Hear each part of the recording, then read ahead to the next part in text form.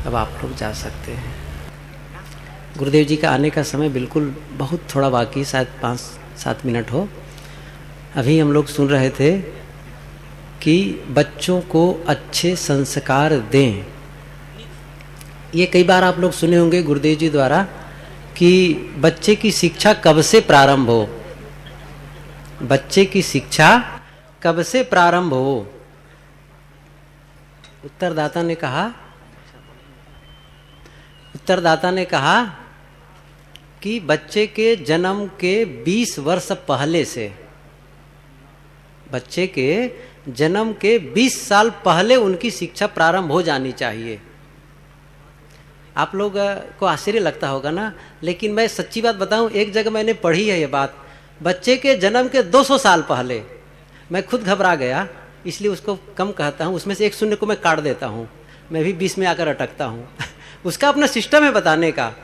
तो 20 वर्ष पहले पूछा गया ऐसे कैसे हो सकता है, जब बच्चा जन्म ही ना लिया हो तो उसकी शिक्षा कैसे दी जाए।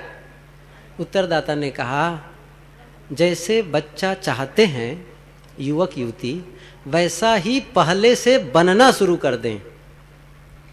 जैसा आप बच्चा चाहते हैं वैसा ही पहले से बनना शुरू कर दें, वैसा होना शुरू कर दें, वैसा जीना शुरू कर दें, तो फिर आपके बच्चे भी वही हो जाएंगे।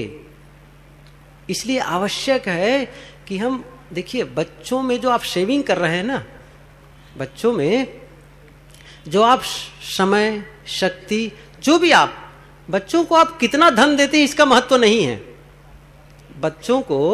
बच्चों के लिए कितना धन छोड़कर जाते हैं महत्व इसका नहीं है, उन बच्चों को कितना अच्छा संस्कार दे करके जाते हैं महत्व इसका है।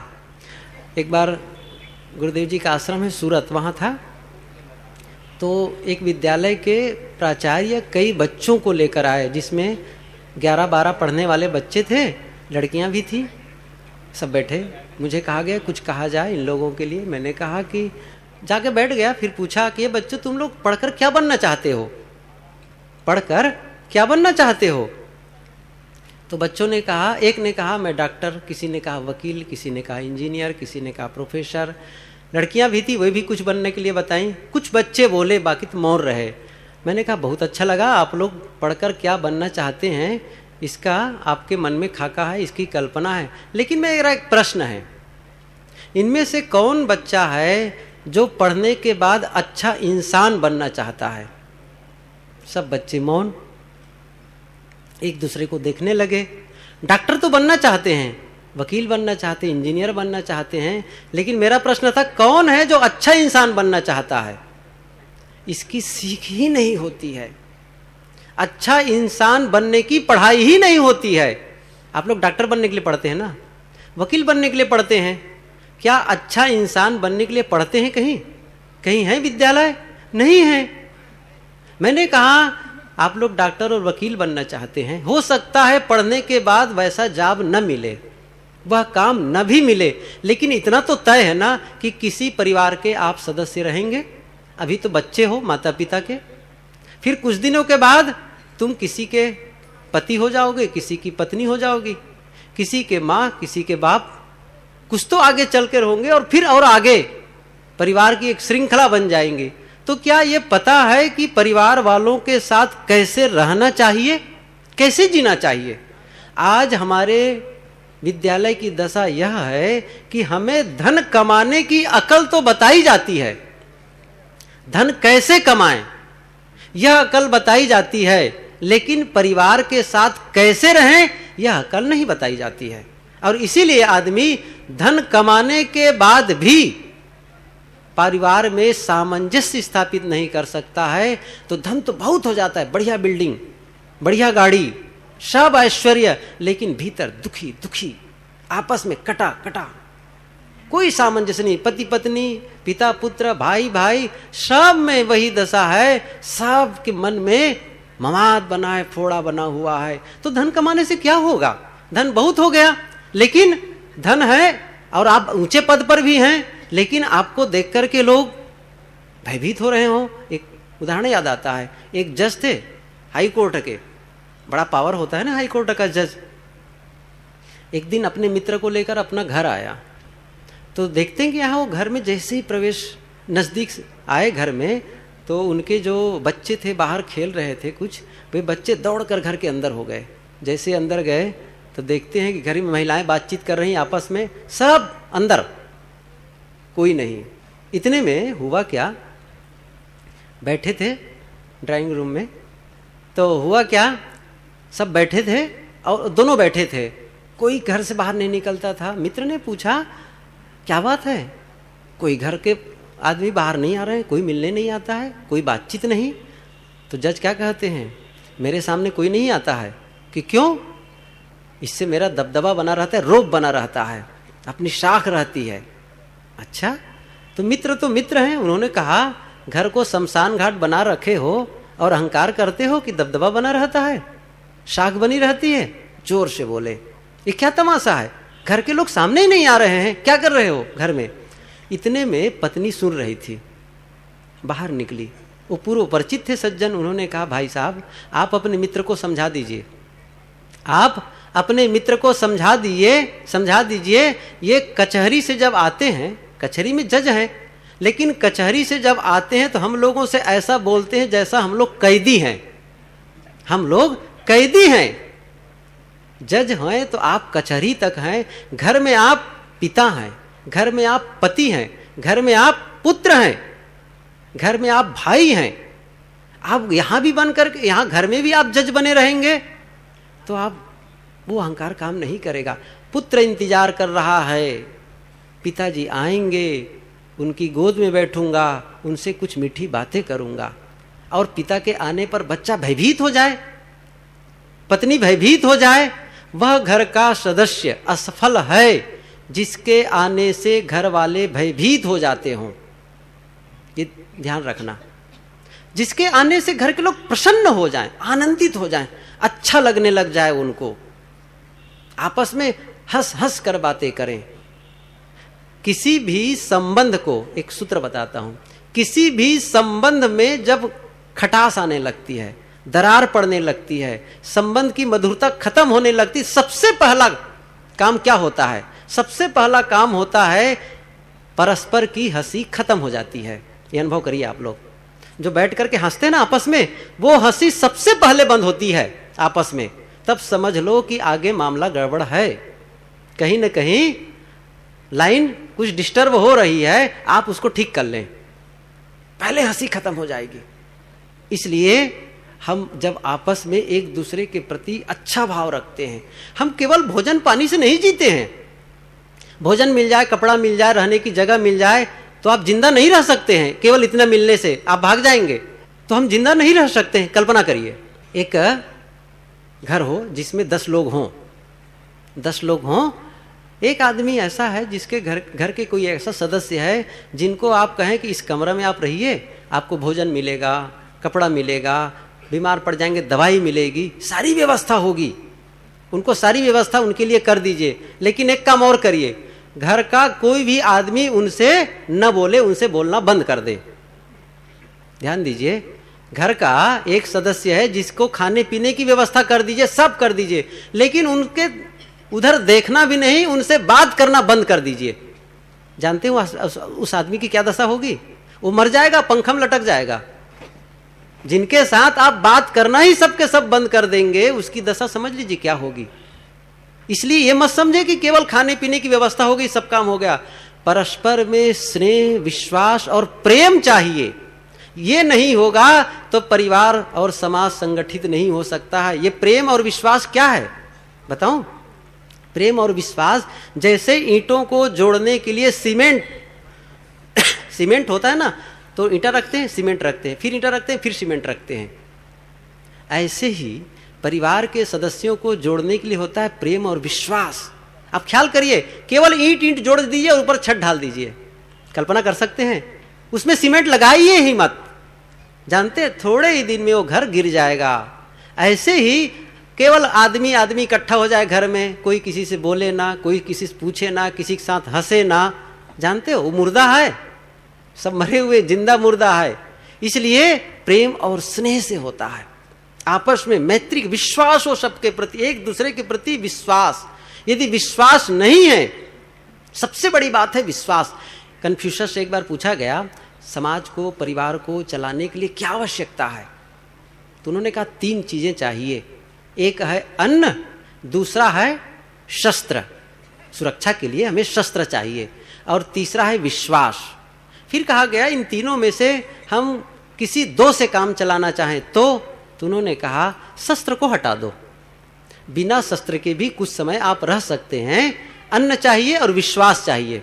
फिर पूछा गया इन दोनों में से किसी एक से काम चलाना हो तो उन्होंने कहा तो फिर आप अन्न को हटा दीजिए, विश्वास को रखना पड़ेगा। बिना भोजन के भी आप कुछ समय रह सकते हैं, लेकिन एक दूसरे का विश्वास खो गया फिर नहीं रह सकते। कैसे रह पाएंगे बताइए? यहां हम लोग सब विश्वास से आए हैं, बहुत दूर दूर से आए हैं, गुरु जी के पास जाएंगे, खाने पीने के लिए कुछ मिल ही जाएगा, सत्संग सुनेंगे, सब कर हमारी सुरक्षा होगी, इस विश्वास से आए हैं। पति और पत्नी एक दूसरे के प्रति विश्वास करते हैं।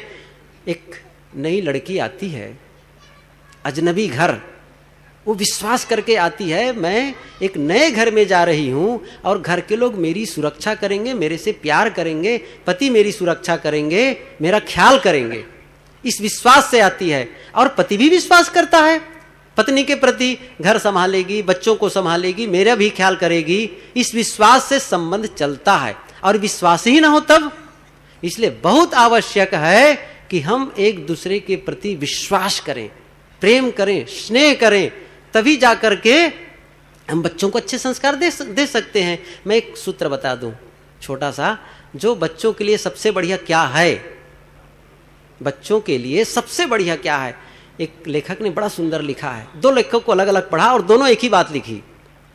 कोई पिता अपने बच्चे के लिए सबसे बढ़िया क्या कर सकता है जानते हैं?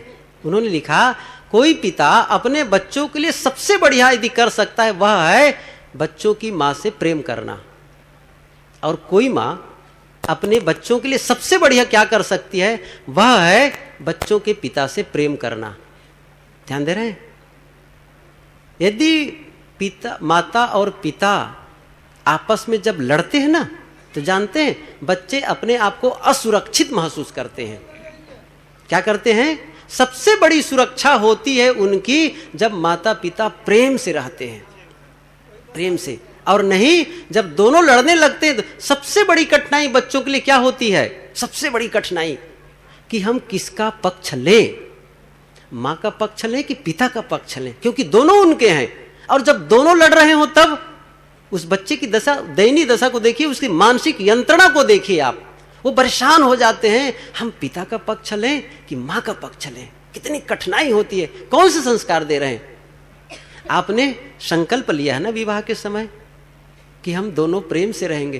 कोई लड़ने का संकल्प लेता है कि हम तो साल भर बढ़िया रहेंगे और साल भर के बाद दोनों लड़ाई करेंगे। मैं समझता हूं अमेरिका इत्यादि, यूरोप इत्यादि देश में जो तलाक की भी प्रथा है ना, वो भी शायद शुरू में नहीं कहते होंगे हम कुछ दिन के बाद तलाक लेने वाले हैं, अभी तो शादी कर लेते हैं। ऐसा नहीं होता होगा। वे भी समझते हैं कि हम जीवन भर निभाएंगे। भारत में कम से कम है अर्धांगिनी, आधा गोला, आधा वृत्त और आधा गोला, दोनों मिलकर के पूरा गोला होता है।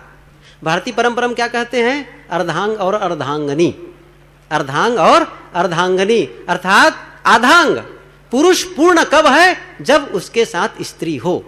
स्त्री पूर्ण कब है? जब उसके साथ पुरुष हो। दोनों मिलकर के पूर्ण होते हैं। और दोनों सबसे शुरुआत गृहस्थी की यही है। और गुरुजी कहा करते हैं ये दोनों यदि प्रेम से रहते हैं तो 3 पीढ़ी का हित होता है। और दोनों जब लड़ते हैं ना तो 3 पीढ़ी का नुकसान होता है। कैसे? जो पति पत्नी लड़ेंगे वो निश्चित है माता पिता की सेवा ठीक से नहीं कर पाएंगे, एक पीढ़ी का नुकसान हुआ। और दोनों जब लड़ रहे हैं तो उनका विकास नहीं होगा, दूसरी पीढ़ी, और बच्चों को अच्छे संस्कार नहीं मिलेंगे, ये 3 पीढ़ी का नुकसान करते हैं। और दोनों जब प्रेम से रहते हैं ना तो 3 पीढ़ी का कल्याण होता है। माता पिता का सम्मान होगा, स्वयं विकास करेंगे और बच्चों को भी अच्छे संस्कार देंगे। और अभी जो बच्चों को अच्छे संस्कार दे रहे हैं ना वो जानते हैं किसके लिए है? अपने लिए। ये बात आप लोग कान खोल के सुन लीजिए। ये मत समझो कि हम बच्चों को पढ़ा रहे हैं बड़ा अच्छा होगा उनको, नहीं। जो आप अभी डिपॉजिट कर रहे हैं कुछ दिनों के बाद उसी का विड्रॉल करेंगे। बच्चों में जो आप निवेश कर रहे हैं, संस्कार, जो भी अच्छा काम दे रहे हैं उनको, अच्छी बातें बता रहे हैं, वो जानते हैं वही लौट करके आपको मिलेगा। और एक सूत्र छोटा सा आप लोग सुन लें, क्या, यदि कहीं बच्चों के साथ आप गलती कर दिए हों, आपको पता चला कि मुझे बच्चे के साथ ऐसा नहीं करना चाहिए, मेरे से गलती हो गई है, और बच्चा नाराज है, तो आप क्या करें जानते हैं?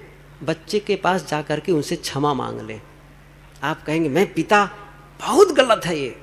आप जैसे ही क्षमा मांगेंगे, आप समझ जाइए कि तुरंत ही एकदम परिवर्तन हो जाएगा, बच्चा पिघल जाएगा। और आप यदि कहीं क्षमा नहीं मांगे तो वो फिर मवाद बढ़ते बढ़ते विस्फोट होगा। फिर तब आप कहेंगे बच्चे कलयुगी हो गए हैं। नहीं, गलती हो जाती हमसे, और हम कहते हैं हमसे गलती नहीं होती। बड़े जब कहीं स्वीकार लेते हैं इस चीज को कि मेरे से गलती हो गई बेटा, मुझे क्षमा कर दो, एक वाक्य कह के देखिए क्या स्थिति आएगी, एकदम बदल जाएगा। लेकिन हम समझते हम तो बड़े हैं, हम कैसे झुकेंगे। सबसे बड़ी समस्या यही है, हम झुकना सीखें, विनम्र होना सीखें, क्षमा देना सीखें, क्षमा मांगना सीखें। एक सूत्र है, जो क्षमा मांग नहीं सकता वह क्षमा दे भी नहीं सकता, है ना हिम्मत की बात। जो क्षमा मांग नहीं सकता वह क्षमा दे भी नहीं सकता। क्यों? भीतर क्रूरता है, अहंकार है।